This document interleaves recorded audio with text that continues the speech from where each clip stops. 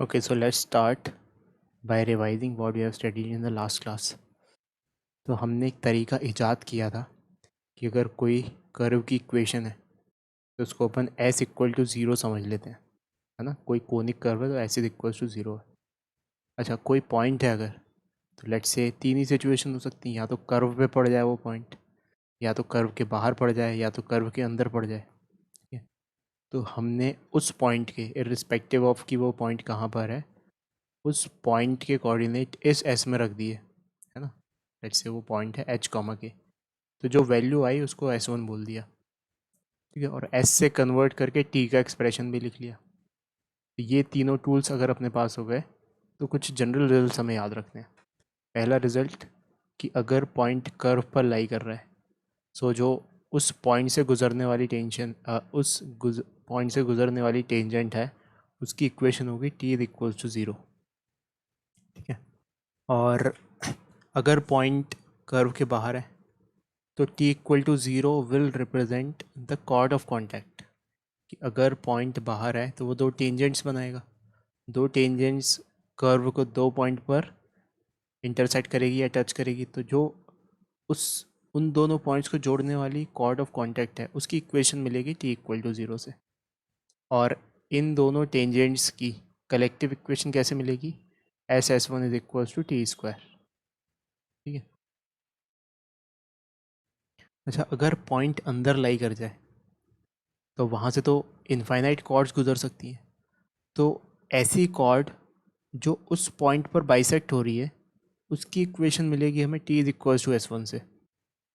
ठीक है, तो ये सारी बातें याद रखनी है जस्ट।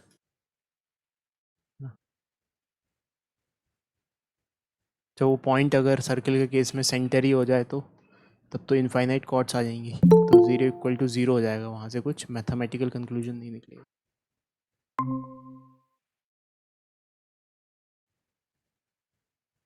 ठीक है, फिर कॉर्ड लेंथ की बात की जाए कि अगर कॉर्ड लेंथ है तो कैसे निकालनी है।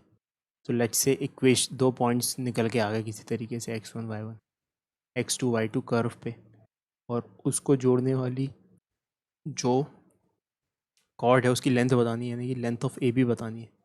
तो प्रोसीजरली क्या करेंगे, हम जो भी कर्व की इक्वेशन दी हुई है उसको इस लाइन की इक्वेशन से सॉल्व कर लेंगे। तो लाइन की इक्वेशन से सॉल्व कर लिया, अगर पॉइंट्स निकल दिए हैं अगर, तब तो डिस्टेंस फार्मूला लग जाएगा। और पॉइंट्स नहीं दिए, लाइन दी हुई है, तो पहले इस लाइन और इस कर्व को सॉल्व करेंगे तो हमें ए और बी पॉइंट्स के कोऑर्डिनेट्स मिल जाएंगे, और फिर हम ए बी को कैलकुलेट कर लेंगे डिस्टेंस फार्मूला से, जैसा हमने इस एग्जांपल में किया। ठीक है, फिर नेक्स्ट सिचुएशन देखी कि लेट्स से एक कर्व है, उस पर एक पॉइंट है पी, और उससे हमने एक टेंजेंट खींच दी। ठीक है, अच्छा हमसे बोला गया कि यार कोई रैंडम पॉइंट है प्लेन में क्यू, उससे इस पे गुजरने वाली नॉर्मल से दूरी बताओ। तो कैसे बताएंगे, तो टेंजेंट की इक्वेशन लिख लेंगे टी इक्वल टू ज़ीरो से पॉइंट पी के रिस्पेक्ट में। ठीक है, और टेंजेंट की इक्वेशन एक बार आ गई तो फिर नॉर्मल की इक्वेशन लिख लेंगे, क्योंकि टेंजेंट का स्लोप और नॉर्मल का स्लोप दोनों का स्लोप का प्रोडक्ट -1 होना चाहिए। तो लेट्स से इसका स्लोप m है, तो नॉर्मल का स्लोप -1/m होगा। तो स्लोप पॉइंट फॉर्म से नॉर्मल की इक्वेशन लिख लेंगे, और ये गिवन पॉइंट है उससे इसकी दूरी निकाल देंगे डिस्टेंस फार्मूला से। लाइन से पॉइंट का डिस्टेंस निकालना जानते हैं हम, तो वही इस एग्जाम्पल में सॉल्व किया। ठीक है, फिर आगे बढ़ते हैं, नेक्स्ट क्वेश्चन पे आते हैं। सो लिखो next question, let p is 4,5 and its chord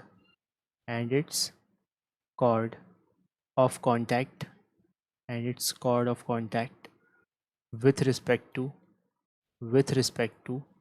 3x square plus 4y square is equals to 1 is AB. Then find midpoint of AB. Then find midpoint of AB. Then find midpoint of AB. तो इस सवाल को समझते हैं क्या कहना चाहता है ये एक हमारे पास कर्व है एक। ठीक है, बाद में पता चलेगा कि इलिप्स है। ठीक है, और एक पॉइंट है 4,5। तो ये पॉइंट इससे बाहर है ना, दिख रहा है, वो रख के देख लो, और बाहर है मतलब यहाँ पे कहीं पे है, तभी क्वेश्चन बनेगा, तभी कॉर्ड ऑफ कॉन्टैक्ट बनेगी। अगर उसी पे लाई कर जाता तो फिर काहेगी कॉर्ड ऑफ कॉन्टैक्ट। तो दो टेंजेंट खिंच गई मान लो इस पॉइंट से, this point is 4,5।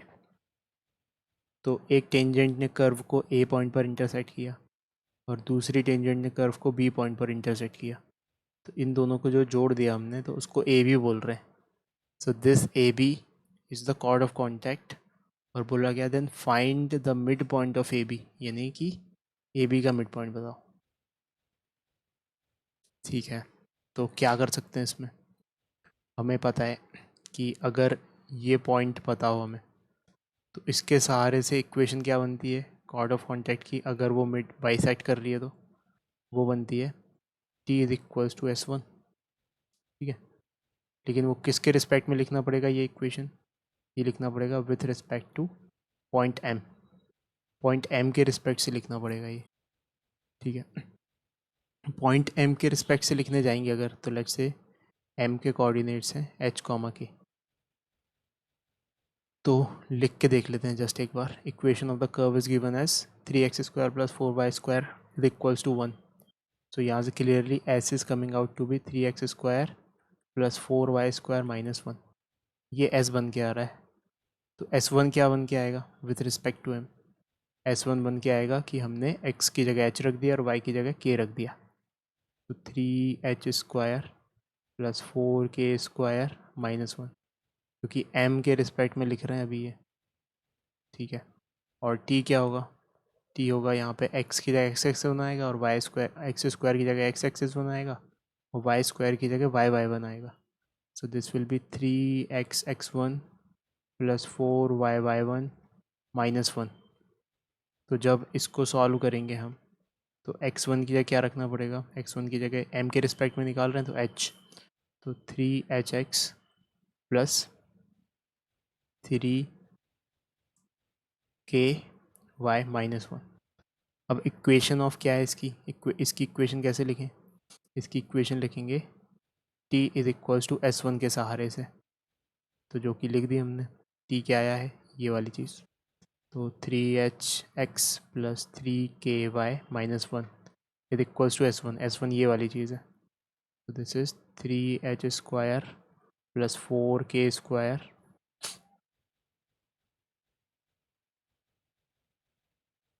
Is equals to 3h² + 4k² - 1। तो ये इक्वेशन हो गई कहाँ से, ए बी की इक्वेशन हो गई है।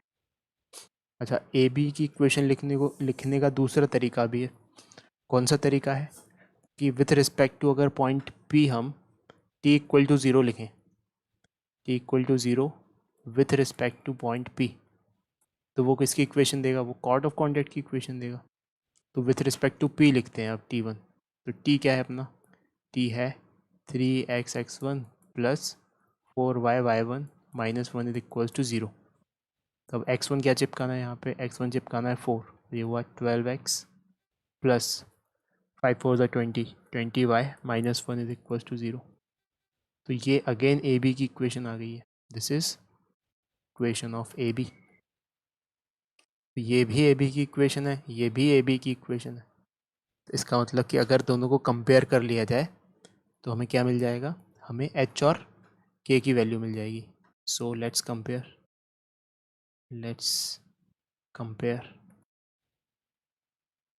तो इस इक्वेशन को लिख देते हैं पहले, ये क्या है अपने पास 3hx + 3ky, अच्छा सॉरी 3k नहीं है यहाँ पे 4 आएगा, तो यहाँ पे 4 कर लो। So 3hx + 4ky - 1 is equals to 3h² + 4k² - 1। ठीक है, अब इसको लिख लो यहाँ से, ये क्या है 12x, so this is 12x + 20y - 1 is equals to 0। ठीक है, तो पहली वाली इक्वेशन को अपन पहले इक्वल टू ज़ीरो करते हैं एक तरफ, तो -1 से -1 कट गया, और पहली वाली को एक बार फिर से लिख लेते हैं। So this will be 3hx plus 4ky minus 3h² plus 4k² is equals to 0। तो अब ये दो इक्वेशंस है हमारे पास, ये दोनों इक्वेशंस सेम लाइन को रिप्रेजेंट कर रही हैं। इसका मतलब सब चीज़ें कोफिशिएंट इसके प्रोपोर्शनल होंगे, यानी कि 12 डिवाइडेड बाय 3h, या उल्टा लिख लेते हैं 3h divided by 12, 3h divided by 12 must be equals to 4k divided by 20, 4k divided by 20, and that must be equals to 3h² plus 4k² divided by 1। कायदे से माइनस आना चाहिए यहाँ पे, और यहाँ भी माइनस आना चाहिए, तो माइनस से माइनस कट जाएगा। तो अब इसको सॉल्व करने के लिए अगर हम जाएंगे तो कर देते हैं। तो लेट्स से सबसे पहले इसको पकड़ लिया हमने, तो यहाँ से h और k में रिलेशन मिल जाएगा। तो लेट्स से हम k को हटाते हैं पूरी इक्वेशन से। So 4k/20 is equals to 3h/12। तो पहले तो सिंप्लीफाई यहीं कर लो इसको, जैसे 3 4 12, तो यहाँ 4 आ जाएगा और यहाँ पे 5 आ जाएगा। So clearly what we have from this k is equals to 5/4h, 5/4h। एक रिलेशन यहाँ से मिल गया। अब दूसरा रिलेशन, इसको और इसको कंपेयर कर लेते हैं, तो इन दोनों को इक्वेट कर देते हैं।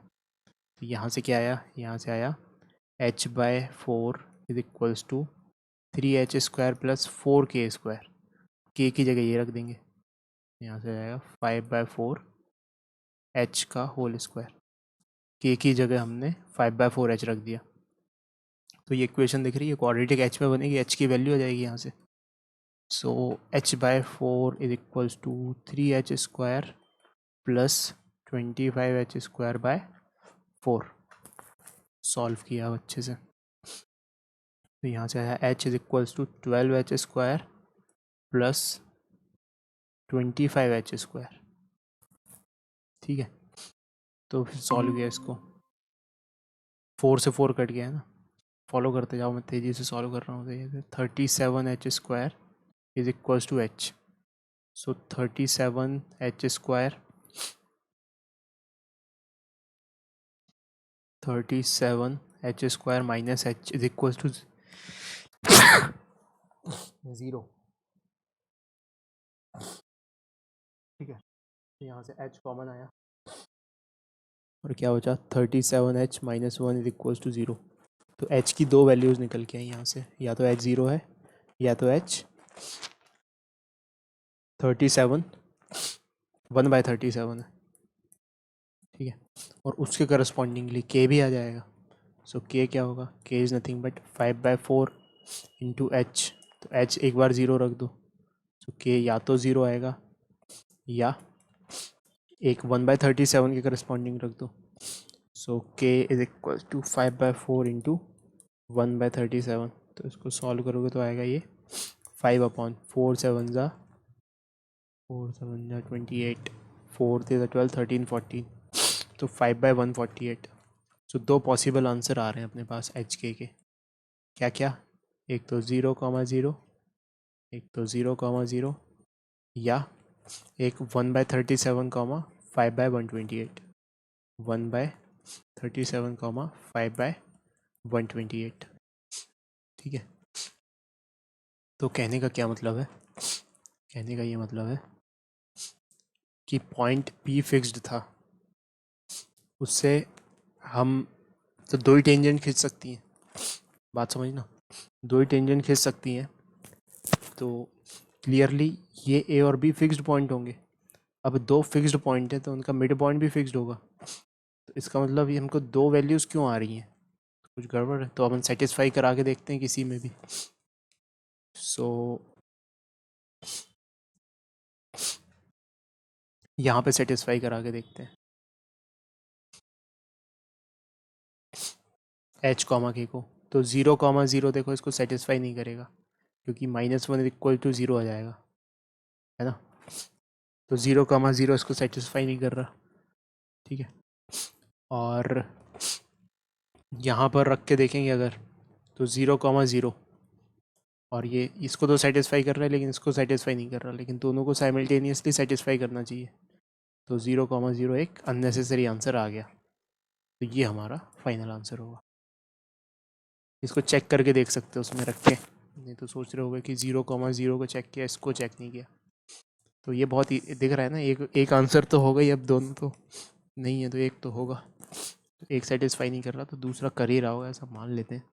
वैसे कायदे से करना चाहिए, सेटिस्फाई रख के देखना चाहिए, लेकिन हो ही रहा होगा ऐसा मान लेते हैं। रख के देख सकते हो तुम चाहो तो। आया ये सवाल समझ में आया दोस्तों?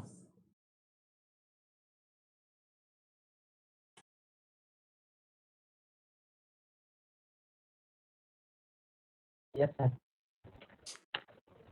ठीक है, नेक्स्ट क्वेश्चन पे मूव ऑन करते हैं। So let's move on to the next question. The question says let x plus 2y is equals to 3 intersect with y square is equals to 2x at a and b so then find point of intersection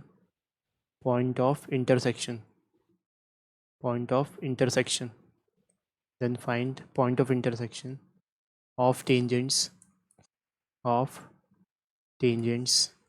drawn at a and b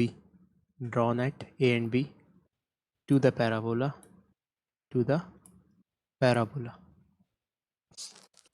ठीक है, तो इसको word by word पढ़ते हैं। सबसे पहले तो क्या लिखा हुआ है, एक लाइन है, वो एक पैराबोला को इंटरसेक्ट कर रही है ए और बी पर। तो एक पैराबोला बना लिया, ठीक है, और एक लाइन बना ली। तो ये है Y square is equals to 2x, और ये लाइन है x plus 2y is equals to 3, जो इस पैराबोला को दो पॉइंट्स ए और बी पर इंटरसेक्ट कर रही है। Then find the point of intersection of tangents drawn at A and B to the parabola. तुमसे बोला गया कि अगर ए और बी से हम टेंजेंट बनाए तो वो कहीं पे जाके मिलेगी ना। कहाँ पे मिलेंगी, लेट्स से पॉइंट पी पर मिलेंगी। तो उसके कोऑर्डिनेट्स बताओ। सो लेट्स से उसके कोऑर्डिनेट हम h, k मान लेते हैं, ठीक है। अब इसको अदर वे राउंड सोचो कि ये तो कॉर्ड ऑफ कॉन्टैक्ट की इक्वेशन है, this is nothing but chord of contact with respect to point P. अगर पॉइंट पी से हम टेंजेंट खींच देते और इन दोनों पॉइंट्स जहाँ पर भी वो कर्व को इंटरसेक्ट कर रही है उससे खींच के कॉर्ड बनाते, तो वही तो कॉर्ड ऑफ कॉन्टैक्ट होती है पी के रिस्पेक्ट में, जिसकी इक्वेशन क्या आती है, जिसकी इक्वेशन आती है t इक्वल टू 0 अगर हम t को सॉल्व करें विथ रिस्पेक्ट टू p, और इसकी इक्वेशन दी हुई है। तो हम यहाँ पे क्या करेंगे, इस p के टर्म्स में, p के रिस्पेक्ट में equation of chord of contact लिखेंगे। कॉर्ड ऑफ कॉन्टैक्ट लिखेंगे, जो भी इक्वेशन आएगी उसको गिवन इक्वेशन से कंपेयर कर देंगे, तो h और k की वैल्यू निकल के आ जाएगी, ठीक है। तो सबसे पहले s लिख लेते हैं। तो यहाँ से क्लियरली दिख रहा है ये equation can be rearranged as Y square minus 2x equal to 0। तो इसमें s क्या होगा, इसमें s होगा वाई स्क्वायर माइनस 2x। तो t लिखते हैं हम s से जनरेट करके, वाई स्क्वायर को किससे रिप्लेस करते हैं, y/1 से, और x को किससे रिप्लेस करते हैं, x प्लस x1/2 से। सो 2 इंटू एक्स प्लस x1/2। तो ये t का एक्सप्रेशन आ गया, यहाँ से 2 से 2 कट गया। अब x1 और y1 क्या रखना है, h, k, तो रख दिया। So t is ky minus h plus x, this is with respect to point p। और equation of chord of contact क्या देता है, t इक्वल टू 0, यानी कि क्या होगी कॉर्ड ऑफ कॉन्टैक्ट की equation, ky minus h plus x equal to 0, ठीक है। यहाँ पे ब्रैकेट है, तो इसको अच्छे से रीअरेंज कर लेते हैं। So this is x minus ky plus h is equals to 0। अब ये इक्वेशन ओरिजिनली दी हुई है कॉर्ड ऑफ कॉन्टैक्ट की, कॉर्ड ऑफ कॉन्टैक्ट की इक्वेशन ऑलरेडी दी हुई है, तो इससे कंपेयर कर लेते हैं। तो ये क्या इक्वेशन है, ये है x plus 2y minus 3 is equal to 0। तो x का कोफिशिएंट 1 है, तो इसका भी 1 है, तो इसका मतलब k की वैल्यू -2 है, k इज इक्वल टू -2, और h की वैल्यू -3 है, सो h इज इक्वल टू -3। तो ये कंपेयर करके वैल्यू आ गई। सो ये हमारा आंसर हो गया कि वो पॉइंट क्या है, एक्सटर्नल पॉइंट जहाँ पर a और b से टेंजेंट खींचेंगे तो इंटरसेक्ट करेगी, वो पॉइंट होगा -2, -3, नहीं h, k, सॉरी, -3, -2, तो दैट विल बी -3, -2। ये आंसर हो गया। आ रहा है समझ में?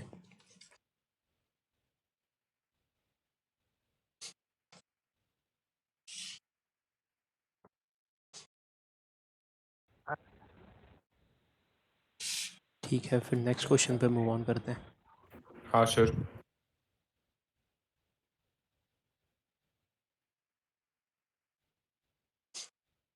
कि let from 1, 1 tangents are drawn, tangents are drawn, tangents are drawn to x square minus 3y square is equals to 1. So find the length of intercepts, find the length of intercepts made by these tangents on x plus y is equals to 1. Find the length of intercepts made by these tangents on x plus y is equals to 1. तो इसका figure बनाने के सोचो, कैसे figure बनाओगे? Deduce करो जो भी इंफॉर्मेशन दी हुई है शब्दों में उसको डिड्यूस करो figuratively. So I am going to discuss the approach of this question. Calculation तुम खुद से सॉल्व करना।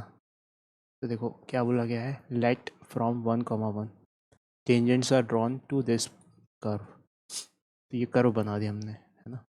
हाइपर बोला होगा वो, तो कोई बात नहीं, वो तो ऐसे ही बना दो, तुम मत सोचो क्या होगा वो। तो 1, 1 से लेट से 1, 1 बाहर है कहीं पे, यहाँ से टेंजेंट्स बनाएगी, ठीक है।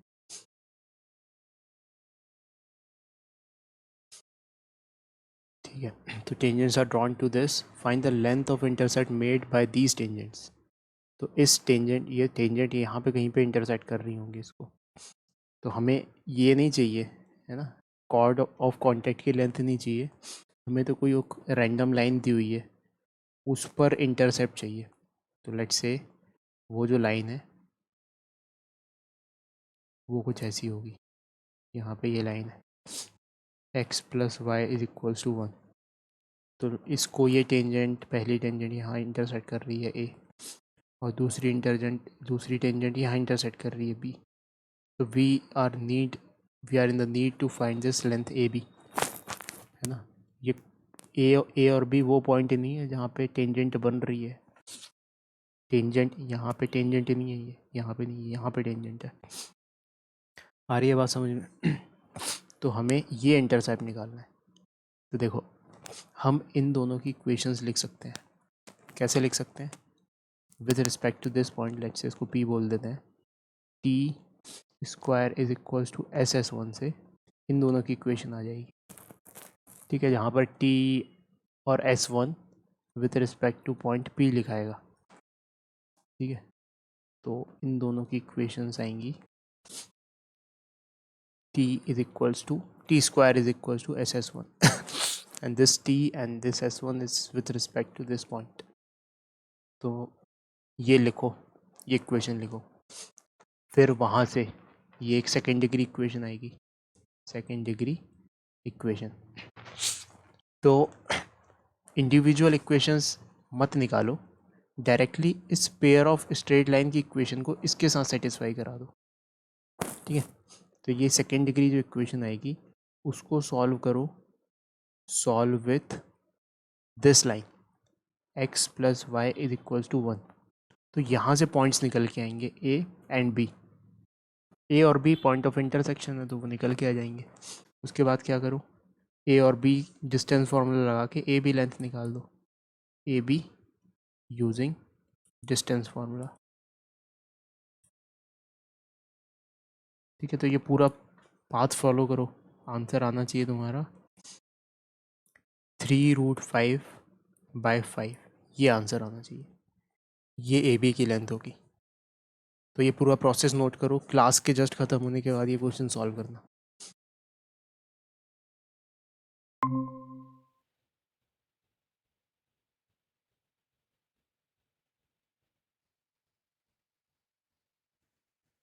So let's move on to the next topic, that is tangent and normal.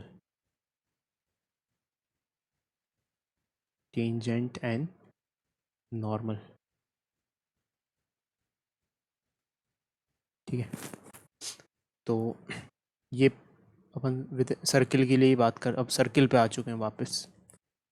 ठीक है, वो जो इससे ऊपर वाला जितने में पढ़ाया गया वो हर कोनिक सेक्शन के लिए वैलिड है ना, वहाँ पे अपन को टेंशन नहीं लेना है अब। लेकिन सर्कल के लिए स्पेसिफिकली पढ़ लेते हैं टेंजेंट और नॉर्मल। तो ये तो हमें पता ही है कि अगर ये सर्कल है और इस पॉइंट पर अगर टेंजेंट बना दी, ठीक है, तो ये टेंजेंट कहलाती है। और उससे परपेंडिकुलर उसी पॉइंट पे एक लाइन खींच दी तो वो नॉर्मल कहलाती है। और नॉर्मल की एक प्रॉपर्टी होती है कि वो सेंटर से गुजरती है, normal passes through the centre. तो सबसे पहले अपन जनरल केस लेते हैं स्टैंडर्ड सर्कल का। तो equation of tangent to X square plus Y square is equals to R square, ये लिखना चाहते हैं अपन। इस सर्कल के लिए टेंजेंट की इक्वेशन लिखना चाहते हैं। तो लेट से जो पॉइंट है उस पर, अच्छा ये एक ऐसा सर्कल है जो इसका सेंटर ओरिजिन पे है और रेडियस आ रहा है, वो चीख चीख के उसकी इक्वेशन बोल रही है। ये बात, जो भी रिजल्ट लिखने वाला हूँ मैं वो केवल इस पे स्पेसिफिकली लागू होंगे। अगर कहीं और रैंडम जगह सेंटर है तो फिर कुछ अलग नियम बनेंगे उसके। तो x1 कॉमा y1 एक पॉइंट है। तो इसमें भी पहला पार्ट, फर्स्ट पार्ट इज कि एट x1 कॉमा y1, तो इक्वेशन ऑफ टेंजेंट क्या होगी, वही t इक्वल्स टू 0। तो एक्स स्क्वायर को रिप्लेस कर दो x1 से, वाई स्क्वायर को रिप्लेस कर दो y1 से, और कांस्टेंट को वही रहने दो। तो ये इक्वेशन ऑफ टेंजेंट हो गई एक ऐसे पॉइंट पर जो सर्कल पे लाई कर रहा है और जिसका कोऑर्डिनेट्स x1 कॉमा y1 ही है। ठीक है, क्या फंडा लगाया यहाँ पे, वही फंडा t इक्वल टू 0 लगा दिया। ठीक है, सेकंड, अगर पैरामेट्रिक कोऑर्डिनेट दिए हों जैसे r cos theta r sin theta, तब टेंजेंट की इक्वेशन क्या होगी, x1 की जगह r cos थीटा आ जाएगा और y1 की जगह r sin थीटा आ जाएगा। So this will be x into r cos theta plus y into r sin theta minus r square is equals to 0। तो एक r कॉमन निकल जाएगा तीनों टर्म से, तो ये हो जाएगा x cos theta plus y sin theta minus r square is equals to 0। तो एक इंटरेस्टिंग सा फॉर्मूला बन गया। अच्छा r स्क्वायर नहीं, r बचेगा, एक r चला जाएगा ना, सो r बचेगा यहाँ पे। तो ये एक इंटरेस्टिंग सा फॉर्मूला बन गया। अच्छा तीसरा, एक ऐसी टेंजेंट खींचनी है जिसका स्लोप दिया हो, सो विथ स्लोप m, एक ऐसी टेंजेंट खींचनी है जिसका स्लोप m हो। तो इसको ध्यान से देखो, जैसे हमारे पास एक सर्कल है जिसका सेंटर कहाँ पर है, ओरिजिन पर, क्योंकि हम स्पेसिफिकली इसी सर्कल की बात कर रहे हैं अभी, और जिसकी रेडियस क्या है, रेडियस r है। तो देखो मैंने अगर स्लोप डिफाइन कर दिया कि भाई इस पर्टिकुलर स्लोप की टेंजेंट खींचनी है, तो इस पर्टिकुलर स्लोप की तुम इनफाइनाइट लाइंस खींच सकते हो जिसमें से केवल 2 लाइंस ही टेंजेंट होंगी। ये बात समझ में आ रही है, एक ये और एक ये, बाकी कोई भी टेंजेंट नहीं होगी। मतलब मैंने इनफाइनाइट लाइंस खींची जिनका स्लोप m है, सबका स्लोप m है, इसका भी m है, इसका भी m है, इसका भी m है, सबका m है। तो उनमें से केवल 2 लाइंस होंगी जो इस सर्कल के लिए टेंजेंट बन रही होंगी। तो इसका मतलब अगर ऐसे इस फॉर्म में अपन इक्वेशन लिखें y is equal to M X plus सी, तो m तो सबके लिए सेम है, अंतर किस बात का आ रहा है, c का अंतर आ रहा है ना। इसके लिए c कुछ और होगा, इसके लिए c कुछ और होगा। तो अगर हमें स्लोप फिक्स करके दे दिया जाए और पूछा जाए कि बताओ इक्वेशन ऑफ टेंजेंट क्या होगी गिवन सर्कल के लिए, तो मतलब कि कुल मिला के हमारा काम बच गया है c को निकालना। और c को किसके टर्म्स में निकालना, जो गिवन चीज़ है उसके टर्म्स में, तो m के टर्म्स में निकालना। तो कैसे निकालें, इसके 2 तरीके हैं। एक तो y equal to M X plus C की डिस्टेंस लिख दो, कहाँ से, सेंटर से। तो सेंटर से अगर डिस्टेंस लिखोगे तो वो रेडियस के बराबर आनी चाहिए अगर टेंजेंट है तो एक तो वो तरीका है, ठीक है। तो लिख देते हैं अपन y minus M X plus C is at a distance is at a distance of r from the center। तो अगर लेट्स से एक टेंजेंट लिखेंगे तो जो डिस्टेंस होगा वो प्लस आर होगा, तो दूसरी टेंजेंट लिखेंगे तो डिस्टेंस कितना आएगा, माइनस आर, है ना। क्योंकि अगर एक साइड नाप रहे हैं तो प्लस देता है, तो दूसरी साइड नाप रहे हैं तो माइनस देता है। तो अपन डिस्टेंस प्लस माइनस आर कर देते हैं, मतलब जो मॉड लगाते हैं ना डिस्टेंस वाले फॉर्मूले में, उसमें मॉड नहीं लगाएंगे, प्लस माइनस आर कर देंगे। So y minus M X plus C divided by y का कोफिशिएंट 1 है तो 1 स्क्वायर प्लस एम स्क्वायर, है ना। यहाँ पे y की जगह क्या रखना है, 0, क्योंकि डिस्टेंस ओरिजिन से लेना है, ओरिजिन पर है सेंटर, और x का 0 रखना है। This must come out to be plus minus R. So c is equals to plus minus R 1 plus M square. तो इक्वेशन ऑफ टेंजेंट क्या बनेगी, y is equals to M X plus सी। तो equation of tangent will be y is equals to M X plus minus, अब c की जगह ये लगाएगा plus minus r into 1 plus M square का root, ठीक है। तो एक बार प्लस लिया तो ये टेंजेंट दे देगा, एक बार माइनस लिया तो ये टेंजेंट दे देगा। फॉर एग्जांपल अगर इसकी इक्वेशन है y is equals to M X plus R 1 minus है कि प्लस है, 1 प्लस एम स्क्वायर का अंडर रूट, तो इसकी इक्वेशन होगी y is equals to M X minus R into 1 plus M square का अंडर रूट, है ना। मतलब एक बार प्लस लिया तो एक टेंजेंट आएगी, एक बार माइनस लिया तो दूसरी टेंजेंट आएगी। तो ये हमको याद रखना है जस्ट। अब इसके बेसिस पे छोटे मोटे क्वेश्चन सॉल्व कर लेते हैं। तो एक क्वेश्चन लिखो, find equation of tangent, find equation of tangents to X square plus Y square is equal to 25। और first part is at point 3,4, 3,4 इसमें सब्सटीट्यूट करो तो दिख रहा है कि वो सब्सटीट्यूट हो रहा है ना, सेटिस्फाई कर रहा है उसको। तो मतलब एक सर्कल है, दिख रहा है वो कि 25 पे उसकी रेडियस है। चलो तुम आंसर बताओ इसका, खुद से सॉल्व करो फटाफट।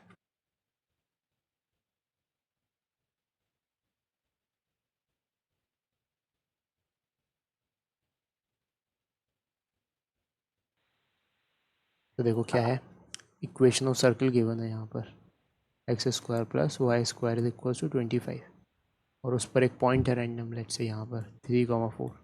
यहाँ से टेंजेंट खींचनी, इसकी इक्वेशन लिखनी है, तो वैसे ही लिख देंगे x1 plus y1 is equal to 25, यानी x1 की जगह क्या रखें 3, y1 की जगह क्या रखें 4, तो 3x plus 4y is equal to 25, यही आंसर है। ठीक है, अब सेकेंड पार्ट लिखो इसका। Second part, at parametric coordinate theta is equals to π/3। जब थीटा π/3 है तब क्या होगी, सॉल्व करो फटाफट। तो देखो अगर ये पॉइंट थीटा है तो पैरामेट्रिक कोऑर्डिनेट्स क्या होंगे, r cos theta, r sin theta. अब रेडियस 5 है इस सर्कल की, यानी कि point is 5 cos π/3 and 5 sin π/3, π/3 यानी कि 60 डिग्री। तो 5 cos 60 degree is 5/2 and 5 sin 30 degree is 5 sin 60 degree is 5√3/2। कुल मिला के यहाँ पे x1 में क्या चिपकाना है हमें अब 5/2। सो क्या है अपने पास टेंजेंट की equation x(x1 + y(y1) is equals to 25। तो यहाँ 5/2 चिपकाना है, तो ये हो गया अपने पास 5/2x plus 5√3/2y is equals to 25। तो कॉमन ले लिया 5, तो 5 यहाँ से कट गया, यहाँ पे 5 बचा, और 2 कॉमन लेके लेफ्ट हैंड साइड डिनोमिनेटर में इधर पहुँचा दिया। तो ये हो गया अपने पास x plus √3y is equals to 10। ये आंसर आ गया। ठीक है, अब थर्ड सिचुएशन, थर्ड लिखो। With slope you have to write the equation of tangent या टेंजेंट्स विथ स्लोप 3। 3 स्लोप है अगर, तो इक्वेशन ऑफ टेंजेंट क्या लिखाएगी, लिखो।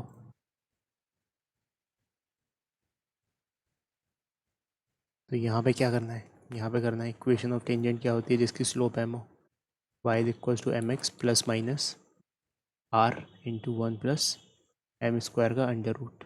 तो बस m उठा के 3 रखना है यहाँ पर, रेडियस 5 है तो रख दो y is equals to 3x plus minus radius is 5 under root 1 plus 3 square.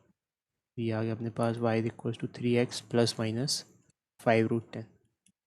यही आंसर है इसका।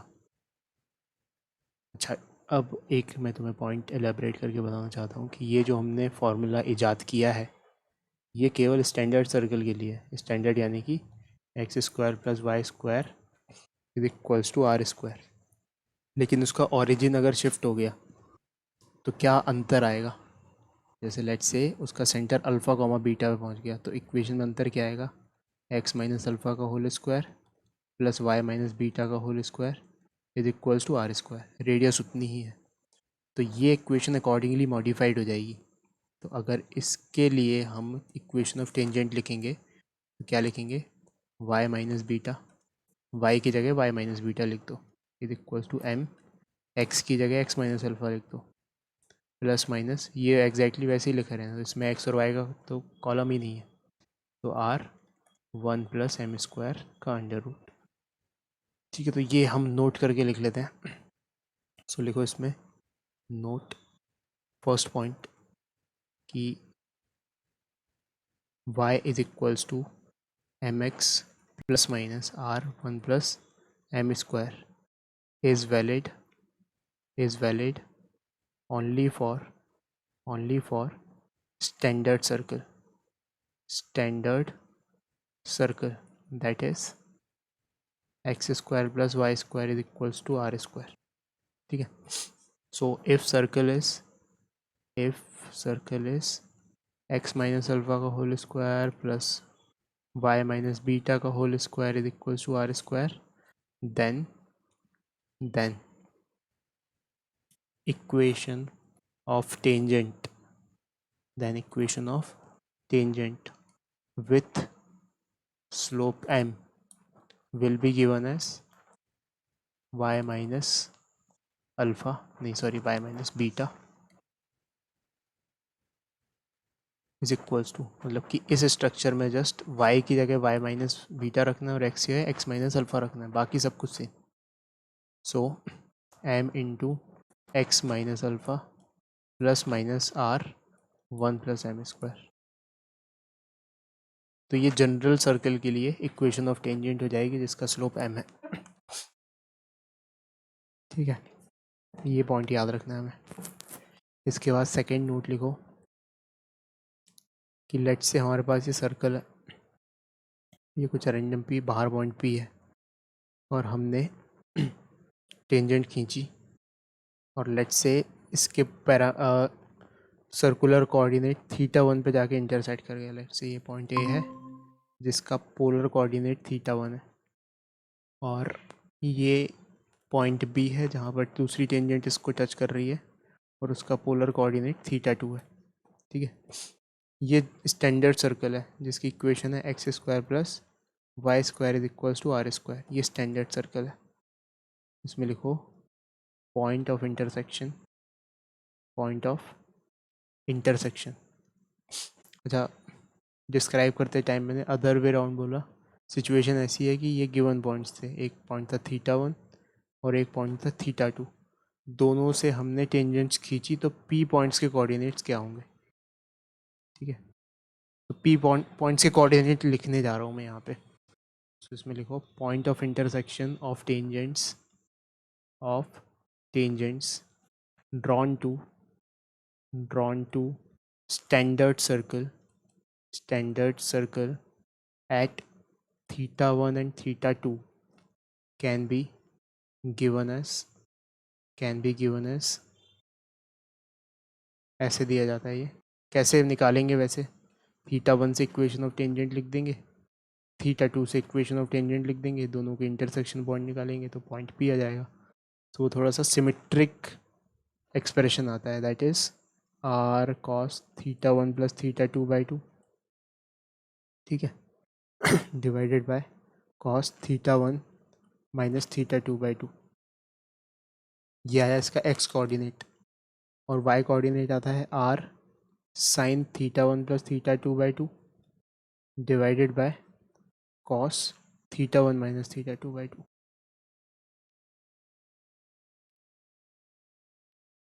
ठीक है, रिजल्ट से इम्पॉर्टेंट कैसे आया वो ज़्यादा इम्पॉर्टेंट है कि थीटा 1 से अपन इक्वेशन ऑफ टेंजेंट लिख सकते हैं, थीटा 2 से अपन यहाँ से इक्वेशन ऑफ टेंजेंट लिख सकते हैं, और पॉइंट पी को सॉल्व कर सकते हैं, तो ये कोऑर्डिनेट्स निकल के आ जाएंगे पॉइंट पी के।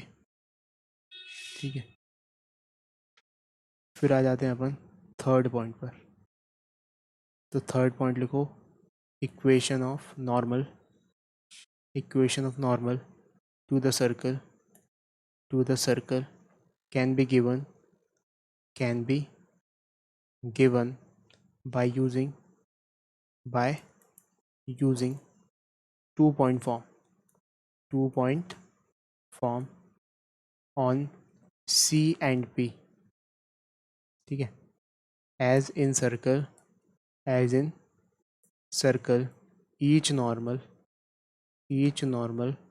passes through each normal passes through its center। कहने का क्या मतलब है कि लेट्स से हमारे पास एक सर्कल है, हमने कहा एक पॉइंट है सर्कल पे P, यहाँ से इक्वेशन ऑफ नॉर्मल बताओ।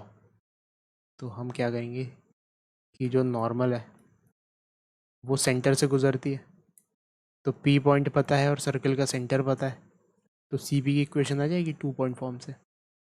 ये बात कही गई है बस। ठीक है, तो कुछ क्वेश्चन सॉल्व कर लेते हैं। क्वेश्चन सॉल्व करो कि फाइंड इक्वेशन ऑफ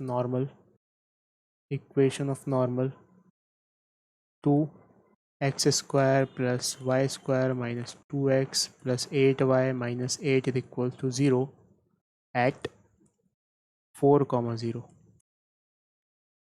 एक सर्कल है, उस पर एक पॉइंट है 4,0, वहाँ से नॉर्मल खींची गई, तो उसकी इक्वेशन बताओ। सॉल्व करो इसको।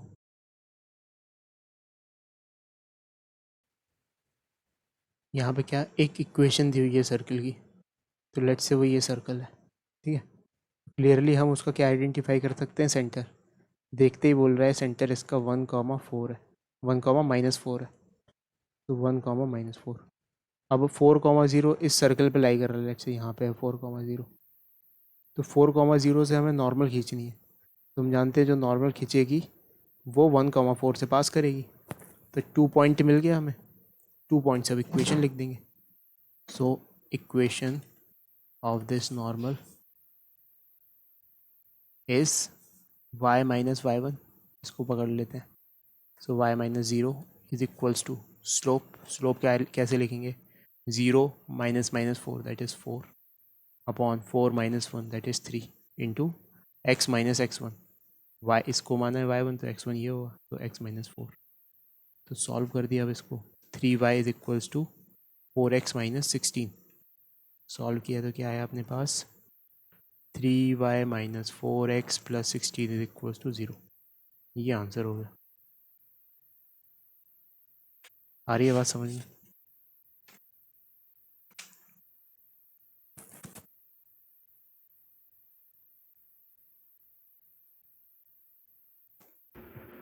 हाँ सर। ठीक है, अब इसके बाद नेक्स्ट पॉइंट पे मूव ऑन करते हैं। कितने नोट हो गए? 3 नोट हो गए। चौथे नोट पे आ जाओ कि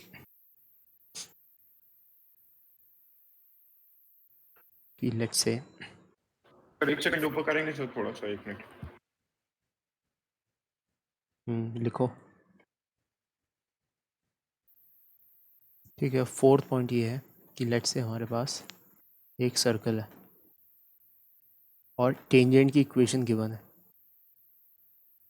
वी नो द सर्कल की इक्वेशन और कहीं किसी पॉइंट पर टेंजेंट बन रही है, लेट्स से ये। तो इस टेंजेंट की इक्वेशन भी गिवन है। तो हमें पॉइंट ऑफ टेंजेंसी निकालना है कि किस पॉइंट पर टेंजेंट होगी। ठीक है, तो कैसे कर सकते हैं? तो इसमें लिखो to find the point of tangency, the point of tangency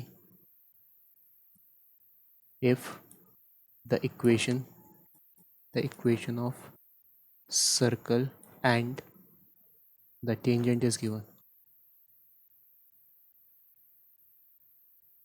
तो एक तो तरीका ये है कि सर्कल की इक्वेशन को टेंजेंट की इक्वेशन के साथ सॉल्व कर दो और उसका एक ही सॉल्यूशन आना चाहिए ना। डिस्क्रिमिनेट ज़ीरो कर दो, जो क्वाड्रेटिक इक्वेशन बनेगी वहाँ से। तो डिस्क्रिमिनेंट ज़ीरो कर दो उसका। जैसे अगर टेंजेंट नहीं होती तो यहाँ पे डिस्क्रिमिनेंट ग्रेटर देन ज़ीरो आता। टेंजेंट बाहर मतलब नहीं होती, बाहर होती तो यहाँ डिस्क्रिमिनेंट लेस देन ज़ीरो आता, यहाँ पे ग्रेटर देन ज़ीरो आता। लेकिन बस इसी केस में इक्वल टू ज़ीरो आएगा। तो वहाँ से एक्स और वाई की वैल्यूज़ मिल जाएंगी हमें। सो मेथड वन इज़ कि solve line and the circle. और मेथड टू क्या हो सकता है कि टेंजेंट पता है तो स्लोप के थ्रू नॉर्मल निकाल लो, है ना। अब नॉर्मल तो वेरिएबल आएगा, ठीक है, लेकिन उसमें सर्कल की इक्वेशन पता है तो स्लोप पता चल गया, पॉइंट पता चल गया कि नॉर्मल गुजरती है कहाँ से, सेंटर से। तो नॉर्मल की इक्वेशन आ जाएगी। नॉर्मल की इक्वेशन आ गई और टेंजेंट की इक्वेशन है तो उनके पॉइंट ऑफ इंटरसेक्शन निकाल लो। तो second, find normal and solve it with tangent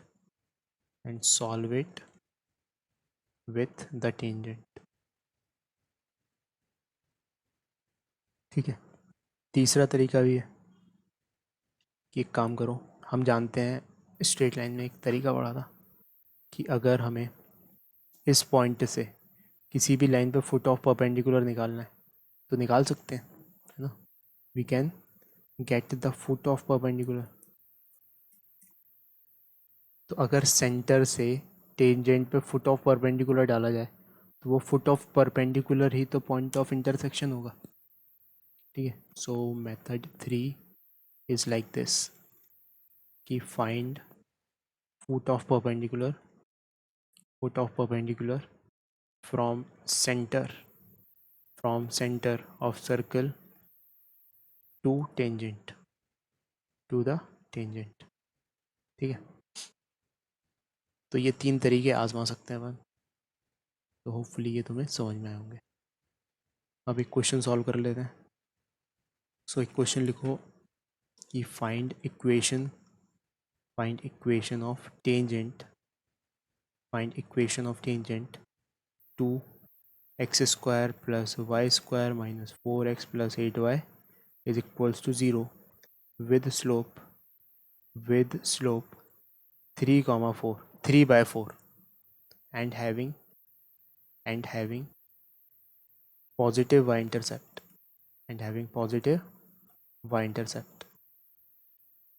y-intercept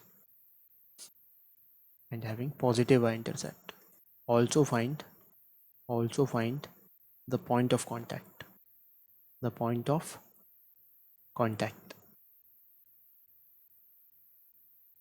तो ज़रा इसका फिगर बना के सॉल्व करने की कोशिश करो.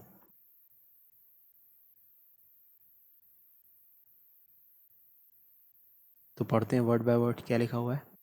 Find equation of tangent to this is circle, है ना. तो सर्कल बना दिया एक, जिसका सेंटर कहाँ पे है 2,4 पे. तो center is at 2,4. Center is at 2,4.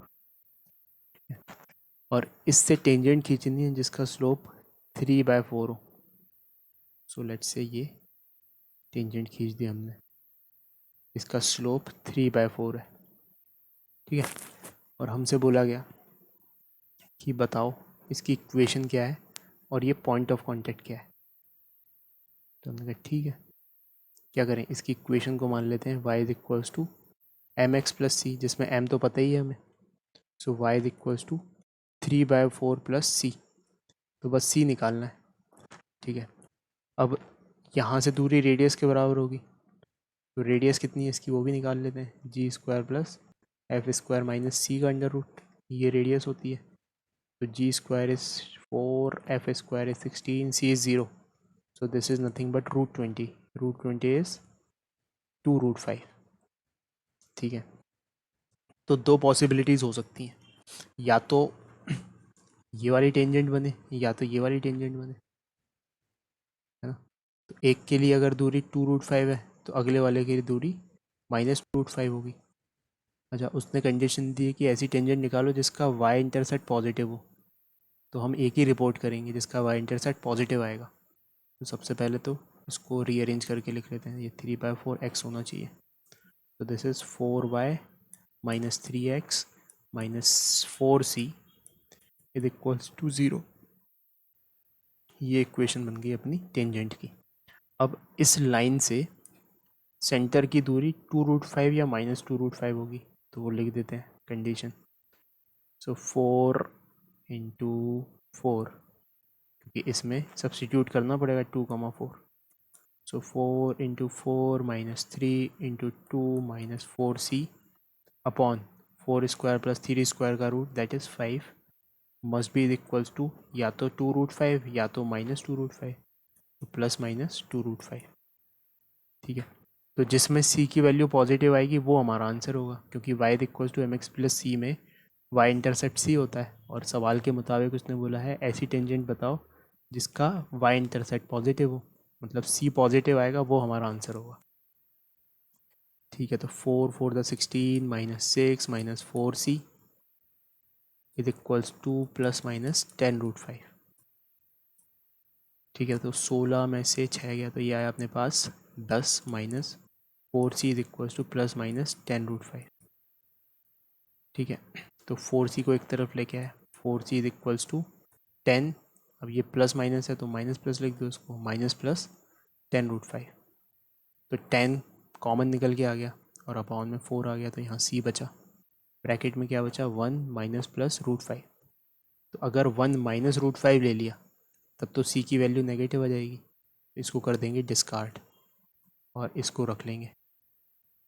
तो जो हमारा आंसर है उसमें c क्या निकल के आएगा, 10/4 को लिख देते हैं 5/2. सो 5/2 1 plus √5. This is c. So the equation will be y is equals to mx plus c.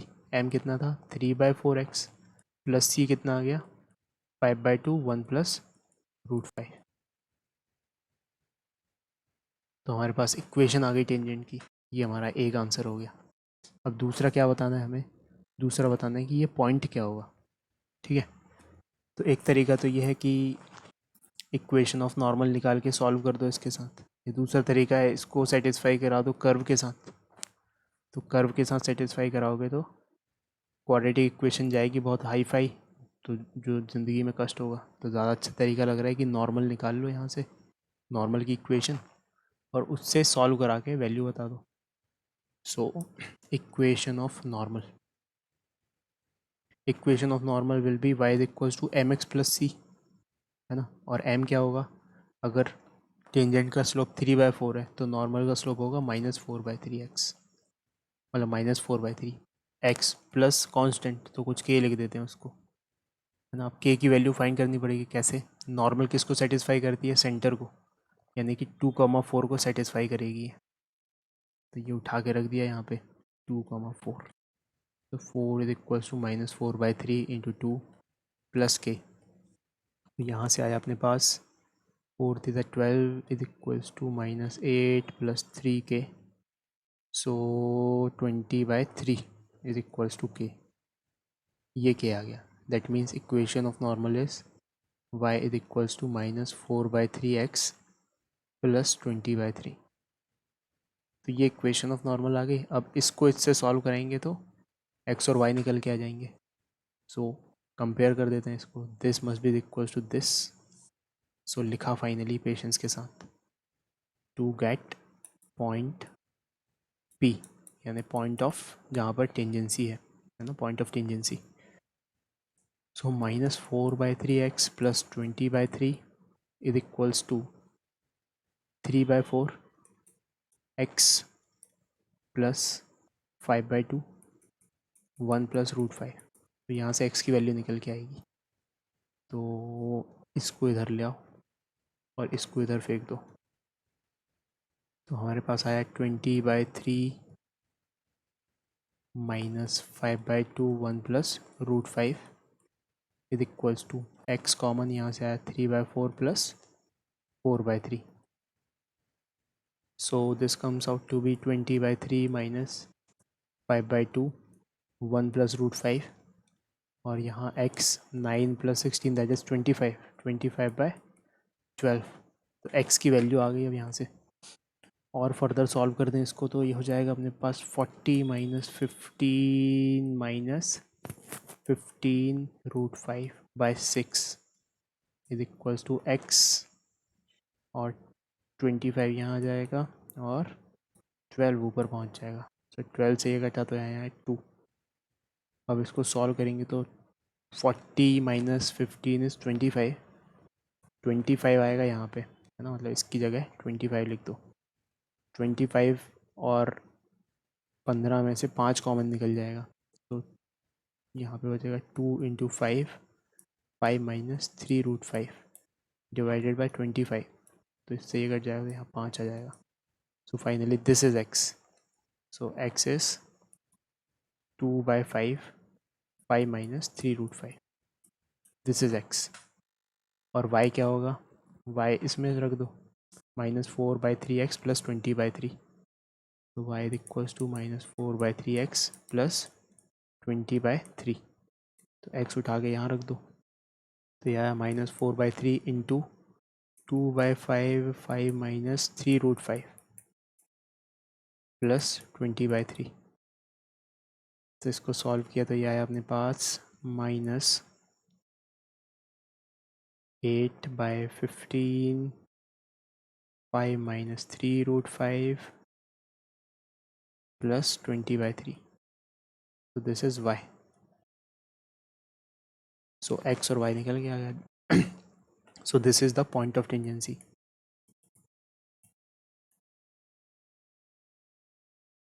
ठीक है, यही आंसर हो गया अपना दूसरा वाला। आ रही है बात समझ में अक्षत?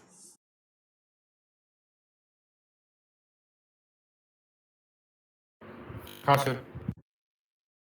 ठीक है, अब नोट करते हैं हम होमवर्क।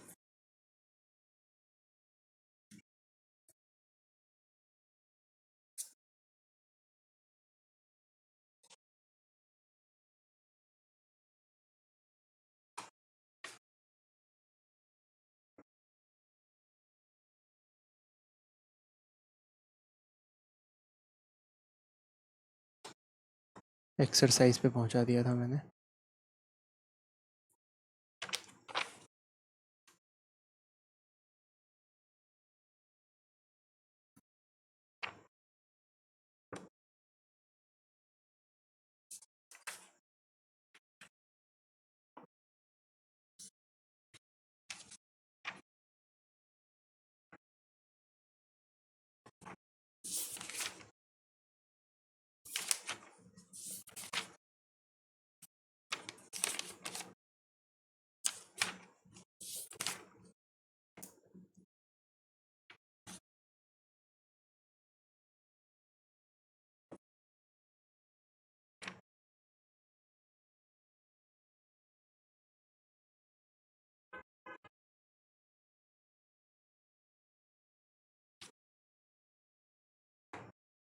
तो illustration, if these are not done तो इनको सॉल्व करना। 4.37 से लेके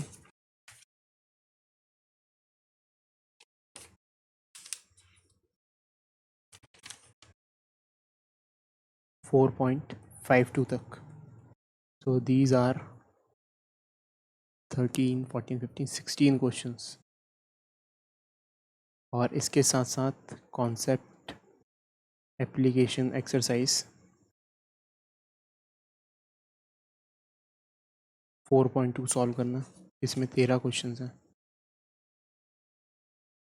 और